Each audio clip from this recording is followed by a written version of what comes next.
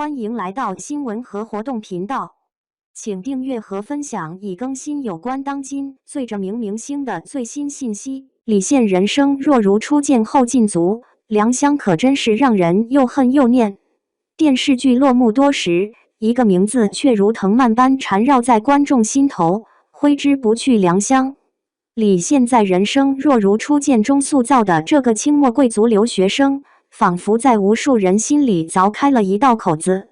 又痛又痒，后劲绵长的令人心惊。初见良乡，他是何等鲜衣怒马，富极东瀛，意气风发。那挥刀断变的瞬间，眼中燃烧的是革新图存的炽热火焰。顶碗时的眼神清亮如水，遇见谢淑红时那份青涩笨拙，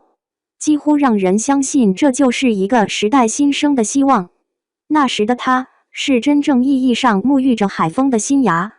可时代洪流岂容人轻易掌控？中年良乡在腐朽官场的泥沼中挣扎沉沦，那身剪裁合体的洋装下，骨子里浸透的依然是旧秩序的霉味。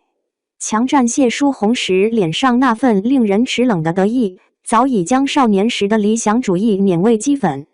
他成了自己曾痛恨的那种人，却还在用一套自欺欺人的说辞维系着早已崩塌的尊严。那个独坐紫藤架下的身影，松弛中透着无边的疲惫与虚无，偶尔谈及旧梦，眼中也曾疏忽闪过一点微弱的火星，却在转身后迅速熄灭于一声沉重的叹息里。那是对得到后却发现所求非所求最苍凉的注脚。最令人窒息的莫过于剧中那场置绞决生死的荒诞戏码。生死大事竟系于两根随手抛掷的竹签，良乡参与其中，脸上表情复杂难辨，是麻木，是嘲弄，还是深不见底的悲哀。这一幕如一把锋利的解剖刀，剜开了历史机理下最荒诞的病灶，也照见了良乡这类人物在历史车轮碾压下的无力与荒诞。他们的命运何尝不似那空中翻飞的竹签，身不由己。观众的反应撕裂成两半，有人拍案怒斥良乡为渣男，对他醉酒后强占谢淑红的戏份感到生理性不适，另一群人却在痛骂之后陷入长久的沉默与思索。这撕裂本身恰恰印证了角色的复杂性与艺术张力。